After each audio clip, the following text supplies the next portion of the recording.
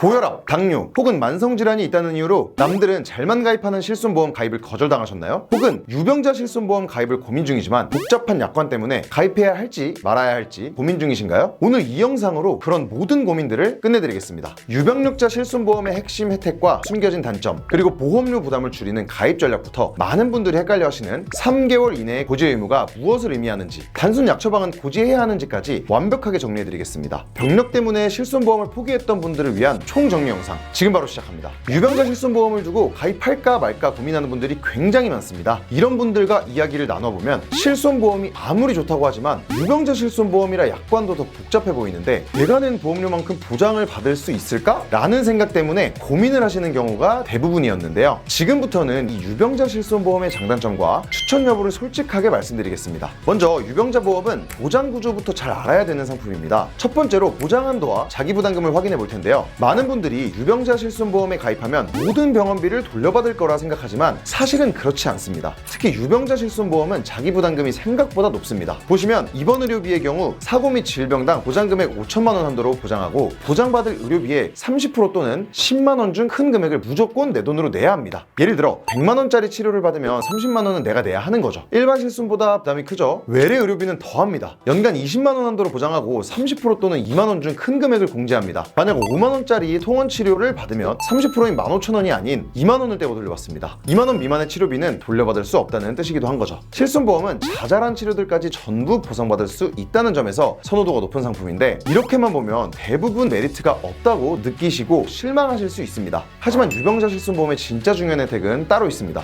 유병자 실손보험이 진가를 발휘하는 순간은 바로 고액 치료비가 발생했을 때입니다. 뉴스나 인터넷을 통해 비급여 치료비로 수천만 원을 부담하게 됐다는 이야기는 한 번쯤 들어보셨을 텐데요. 수천만 원짜리 비급여 치료를 받다 보면 끝없이 돈을 내야 합니다. 하지만 유병자 실손보험은 아닙니다. 유병자 실손보험의 가장 큰 장점, 바로 연간 자기부담금 200만 원 한도가 있기 때문인데요. 쉽게 말해 비싼 치료를 받아서 자기부담금 비율인 30%를 적용해서 수백만 원이 나왔다고 해도 실제로 부담해야 될 금액은 최대 200만 원까지만입니다. 그 초과분은 부담하지 않아도 되는 거죠. 이 200만 원 한도가 비급여 항목까지 적용된다는 것이 유병자 실손보험의 핵심 가치이자 존재 이유라고 저는 생각합니다. 물론 특정 치료나 비용은 보상이 불가능한데요. 3대 비급여는 지원되지 않는다는 점 참고해주세요. 그리고 약제비 및 처방조제비나 비급여 도수치료, 체해충격파, 증식치료, 비급여 주사료, MRI, MRA 같은 부분은 불가하지만 항생제, 희귀약품, 특히 중요한 항암제까지 보장이 가능하기 때문에 충분히 메리트가 있다고 볼 수 있죠. 그리고 많은 분들이 가입하면서 주저하시고 고민하시는 고지 의무에 대해서도 간단하게 확인해 보겠습니다. 유병자 실손보험 고지 의무는 3가지인데요. 첫 번째로 최근 3개월 이내 의사로부터 진찰 또는 검사를 통하여 입원 필요 소견, 수술 필요 소견, 치료, 추가 검사 필요 소견을 받았는지. 두 번째로 최근 2년 이내 의사로부터 진찰 또는 검사를 통하여 입원, 수술 혹은 계속하여 7일 이상 치료를 받았는지. 세 번째로 최근 5년 이내에 백혈병 제외, 암 진단 혹은 암으로 입원 수술을 받은 적이 있는지입니다.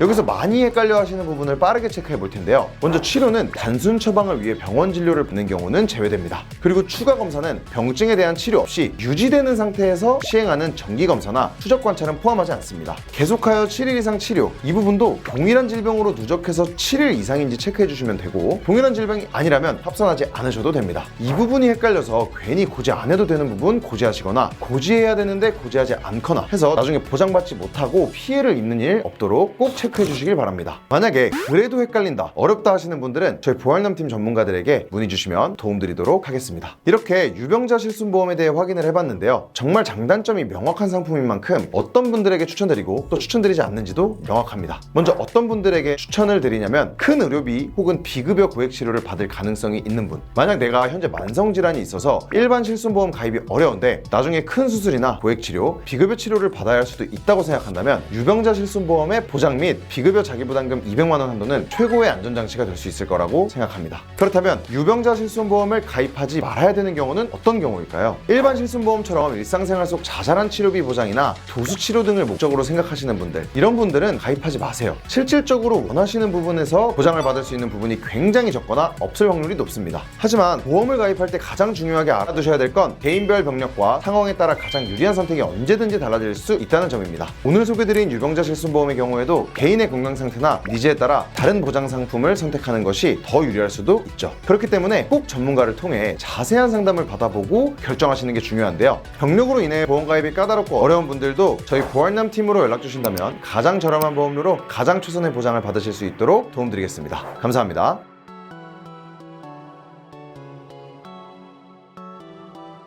보는 광고는 손해보험 광고 심의 기준을 준수하였으며 유효기간은 심의일로부터 1년입니다.